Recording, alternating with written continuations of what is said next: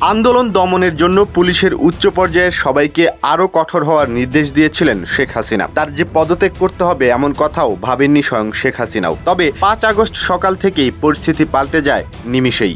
জানা গেছে, গোয়েন্দা রিপোর্ট আর কর্মকর্তাদের কথায় কোনোভাবেই পদত্যাগে রাজি হচ্ছিলেন না শেখ হাসিনা। এমনকি তার বোন শেখ রেহানা তাকে পদত্যাগ করতে রাজি করাতে পারেননি। তবে শেখ হাসিনার ছেলে সজীব ওয়াজেদ জয়ের সাথে ফোনে কথা বলার পরপরই পদত্যাগে রাজি হয়েছিলেন তিনি। কি এমন বুঝিয়েছিলেন জয় যাতে নিজের সিদ্ধান্তে একরোখা বলে খ্যাত শেখ হাসিনা পদত্যাগে রাজি হয়ে গেলেন? বিভিন্ন গণমাধ্যমে প্রকাশিত প্রতিবেদন বিশ্লেষণ করে দেখা গেছে, সেদিন সকাল থেকেই ঘোলাটে পরিস্থিতি ছিল গণভবনে। সকাল 10:30টায় সশস্ত্র বাহিনীর ঊর্ধ্বতন কর্মকর্তাদের সঙ্গে বৈঠকে বসেন শেখ হাসিনা। কেউ না বুঝলেও আমরা আপনার প্রয়োজন বুঝি, আর তাই তো অত্যাধুনিক ফিচার সম্বলিত বিভিন্ন সাইজ আর কালারের 250-টিরও বেশি ডিজাইন অপশন নিয়ে ওয়ালটন স্মার্ট ফ্রিজ বোঝে আপনার প্রয়োজন। এই বৈঠকে আন্দোলন দমাতে ব্যর্থ হওয়ায় নিরাপত্তা কর্মকর্তাদের ভর্ৎসনা করেন তিনি। এ সময় তিনি যে কোনো মূল্যে আন্দোলন থামানোর নির্দেশ দেন, কিন্তু আরও রক্তপাত এড়াতে সশস্ত্র বাহিনী তার এই নির্দেশ পালনে অস্বীকৃতি প্রকাশ করে।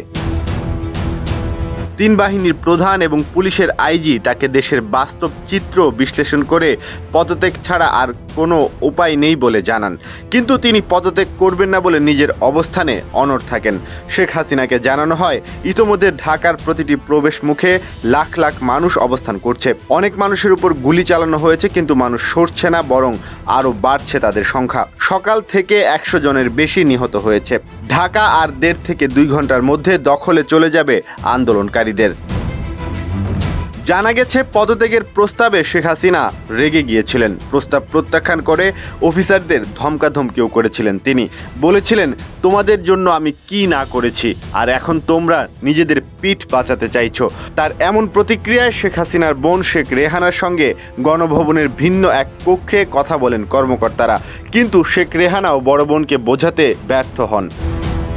এরপর ফোন করা হয় যুক্তরাষ্ট্রে থাকা শেখ হাসিনার ছেলে সজীব ওয়াজেদ জয়কে। তিনি কর্মকর্তাদের সঙ্গে প্রথমে সরকারকে রক্ষা করতে তাদের ব্যর্থতার কথা তোলেন। জয় নিজেও শুরুতে পদত্যাগে রাজি ছিলেন না।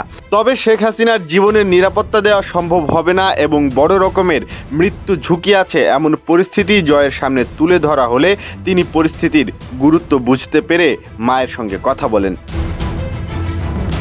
বিভিন্ন সূত্রে জানা যায়, শেখ হাসিনা ও তার পুত্র জয়ের ফোন আলাপ হয় মিনিট 10-এর মতো।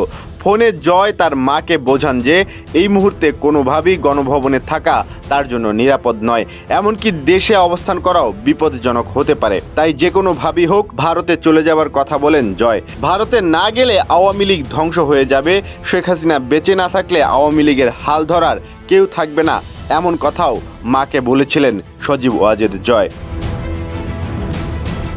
জয় শেখ হাসিনাকে আশ্বাস দেন, ভারতে আশ্রয় নিলে সেখান থেকে তিনি পুনরায় দেশে ফিরে আসতে বা রাজনীতিতে সক্রিয় হতে পারবেন।